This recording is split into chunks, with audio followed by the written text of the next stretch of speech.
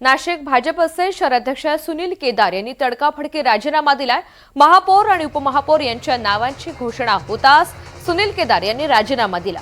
प्रदेश पातळीवरून आलेले महापौर आणि उपमहापौर पदाचे नाव ऐनवेळी बदलण्यात आल्यामुळे सुनील केदार नाराज असल्याची जोरदार चर्चा रंगली आहे। महापौर पदासाठी हिमगौरी आडके आहेर हे ठरलेले आहे, तर उपमहापौर पदासाठी मच्छिंद्र सानप यांच्या नावाची घोषणा झाली। अधिकची माहिती जाणून घेऊयात। प्रांजल कुलकर्णी आपल्यासोबत आहेत। प्रांजल, सुनील केदार यांनी तडकाफडकी राजीनामा दिला, कारण नेमकं काय? ऋतुजा, आपण बघितलं तर नाशिक भाजपमधील जो काही अंतर्गत कलह आहे तो या निमित्ताने समोर आला आहे असंच म्हणावं लागणार आहे।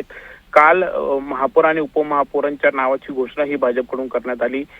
काल देखील आपण बघितलं तर अगदी शेवटच्या क्षणी हे नाव जे आहे ते जाहीर करण्यात आलं। मात्र यानंतर काही वेळातच सुनील केदार जे भाजपचे शहराध्यक्ष आहेत नाशिकचे, त्यांनी आपला राजीनामा प्रदेशाध्यक्षांकडे पाठवलेला आहे।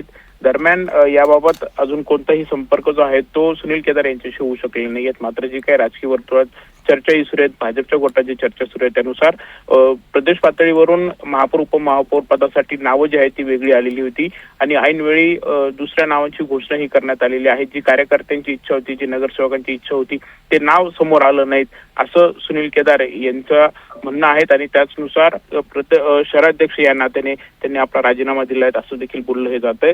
दरम्यान आपण बघितलं तर काही दिवसांपूर्वी शिंदे गटाला सोबत आपण घ्यावं महापालिकेत असा प्रस्ताव देखील सुनील केदार यांच्याकडून देण्यात आलेला होता। मात्र त्यावर देखील गिरीश महाजन यांनी आम्हाला कोणाच्याही कुपड्यांची गरज नाहीत, आम्ही एक हाती सत्ता घेऊ असं देखील गिरीश महाजन यांनी म्हटलं होतं। त्यामुळे देखील सुनील केदार यांची अडचण ही झाली होती आणि एकंदरीतच या सर्व घडामोडीनंतर सुनील केदार यांनी आपला राजीनामा दिलेला आहे। आता केदार यांच्याकडून काय माहिती दिली जाते, काय प्रतिक्रिया मिळते हे पाहणं देखील तेवढंच महत्त्वाचं ठरेल। बरोबर, धन्यवाद सविस्तर माहितीसाठी।